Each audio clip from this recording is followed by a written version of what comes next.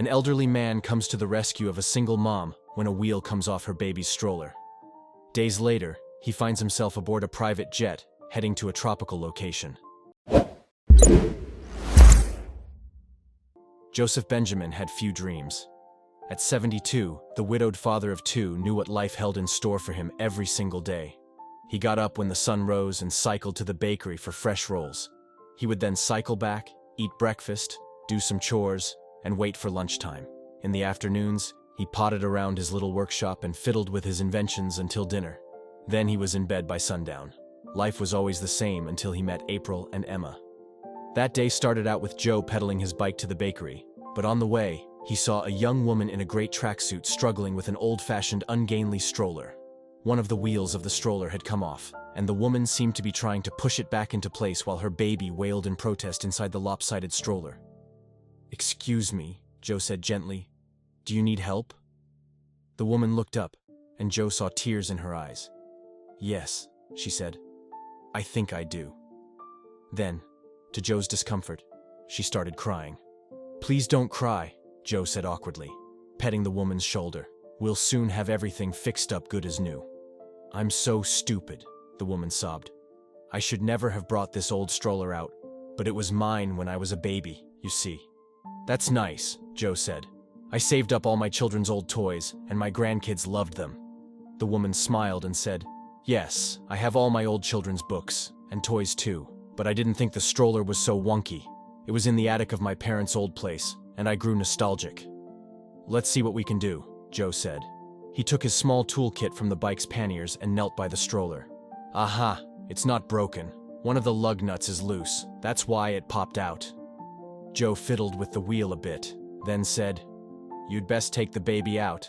The wheel might give a bit of a jolt when it pops back into place." The woman picked up the baby and watched anxiously as Joe firmly pushed the wheel back where it belonged. "There," Joe cried, "fixed and ready to roll." The woman was smiling happily as she cuddled her baby. "Thank you," she cried. "You're a knight in shining armor. You saved my first day back in Cheyenne from being a total disaster." "Where were you living?" asked Joe. "I went to college in California," the woman said. "You're lucky," Joe replied. "I've never been to California or anywhere. I've never seen the ocean." "California is lovely," the woman said. "But I want my daughter to grow up in my old home." "I wish my kids felt the same," Joe said. "Sometimes I go years without seeing them or the grandkids." "What's your little girl's name?" asked Joe. "Emma," the woman said. "And I'm April." "I'm Joe," he said, shaking her hand. "Your parents are lucky." April's eyes filled with tears again. "They passed away a year ago," she explained. "And I miss them so much." "Listen, April," Joe said. "How about you and Emma have coffee with an old man?" Joe took April and Emma to his favorite coffee shop just across the street. The two adults chatted, while Emma, in her stroller, played with her toes. "Hey, Joe," April said. "Emma and I are going on a little trip tomorrow, so how about you join us?" Joe was happy to accept the invitation, so April arranged to pick him up at his house early the next morning. He was waiting on the porch when a big black car driven by a chauffeur pulled up. It was April's car. Joe was stunned. "Wow," he said. "That's some car, but where are we going?" April, who was wearing a big hat, grinned. "It's a surprise." And what a surprise it turned out to be. The car took them to the airport and right onto the tarmac.